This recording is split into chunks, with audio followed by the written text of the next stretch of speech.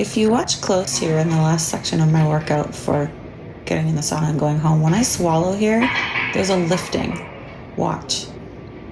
Oh, did you catch that? It's small, it's nuanced, but it happens because when I swallow correctly, the pressure within my core changes and there it lifts the whole postural chain.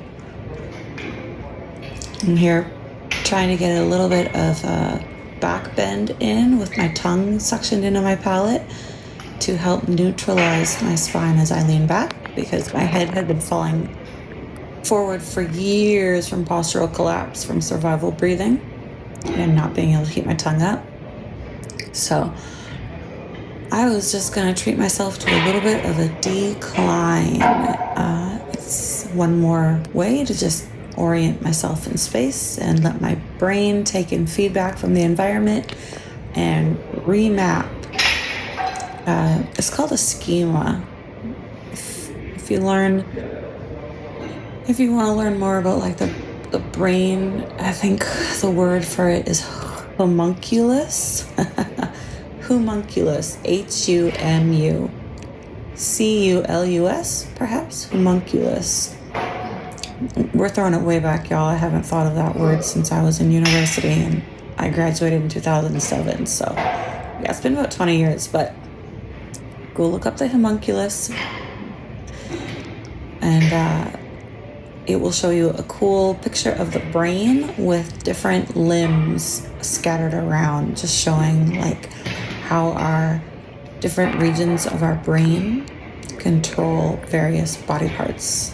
Every area has a region that is, responsible for. So like the temporal over on the side of your head, where your temporal bone is, right? That's going to be the auditory part of your brain. Takes in sound from your ears. The occipital would be the back, kind of where when you rest your head in your hand on the backside, that's your occipital lobe. So that's the visual portion. So yeah, your eyes are in the front of your head, but the part of your brain that takes that visual feedback is actually at the back of your brain.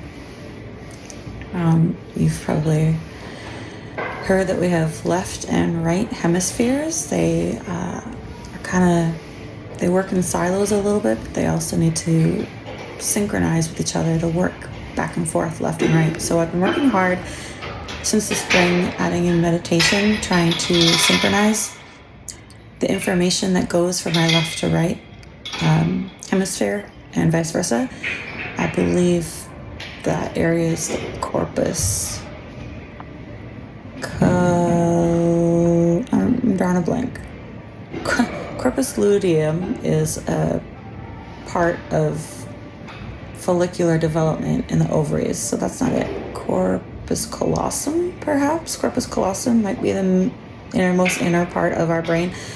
Y'all, I don't talk this stuff anymore. I've been a mom for the last 6.5 years. Even when I was strength coaching and an exercise physiologist for the fire department in Calgary, working in the wellness clinic for 3 years there with doctors and nurses doing the fitness testing. And after that, doing injury prevention in oil and gas across Canada and the USA. And then after that, back into sports med for a little bit in DFW. And after that, did a little bit of public relations for a physical therapy company and strength conditioning company here in the Houston area. And then after that, I owned a hot yoga studio. And yeah, corpus callosum is not a word that I have had to use in any of my coaching. So you can look it up. Let me know in the comments if that's correct. Mom life. I'm not going to go fact check my own stuff, but I really want to encourage y'all to start putting your body in positions and then getting quiet and just seeing like what your body's asking for you to do. Is it shoulder circles? Is it some dorsi and plantar flexion? That is just meaning pointing and flexing your feet. Okay. So to dorsiflex, if you think of a dorsal fin on a dolphin, it's on their back, right? So picture a fin on the top side of your foot. That's the dorsal side. The plantar side is your sole, the part you plant on the ground. often when we get in trouble, like in the injury prevention world, where we'd see athletes needing to be rehabbed, it's when they're plantar flexed, so their foot is in good contact with the ground, and then they go to pivot, and the foot doesn't move on the ground, and they end up with really valgus knee forces, meaning their knee caves towards the midline of the body, and their body weight moves, but the knee and the foot stay planted, and that's when we have, ACL injuries. There's a nice little trifecta that usually comes along with ACLs. It's not just the ACLs, it's 3 different tissues that get overly stretched.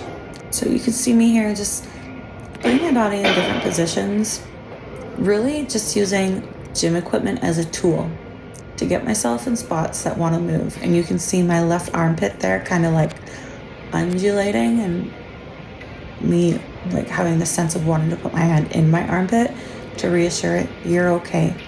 It's trying to let go. Yeah, like 1989, when I was 6 and broke that collarbone, there was no physical therapy. Our 3-year-old broke his collarbone in April, and we've had him in physical therapy all summer long, because with my sports med background, like, I know that there's going to be compensations, and I don't want him to have the same problems with overhead extension that I have my whole life since breaking that bone at 6. So he's getting rehab now, and mommy's rehabbing herself, trying to get that collarbone to move a little bit better. Get the shoulder blade on the back side. Like 90% of scapulothoracic range of motion, so meaning your shoulder blade and your collarbone moving. So basically, glenohumeral translation, your arm moving. 90% of glenohumeral translation, just your arm moving in the socket, comes from your scapulothoracic area moving well. So your shoulder blade and your collarbone not being stuck are very, very important for overhead work. That's why I make sure I hang, and I am just not loading myself these days with anything other than my own body weight, and sometimes at home, like little 10-pounders.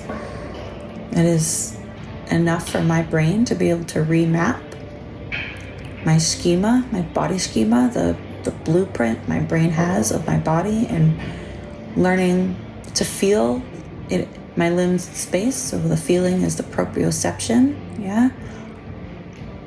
And here I am just practicing that good swallow again. It's so important, y'all. How we do everything is how we do anything, or vice versa. How we do anything is how we do everything, yeah? So be mindful. And that's kombucha.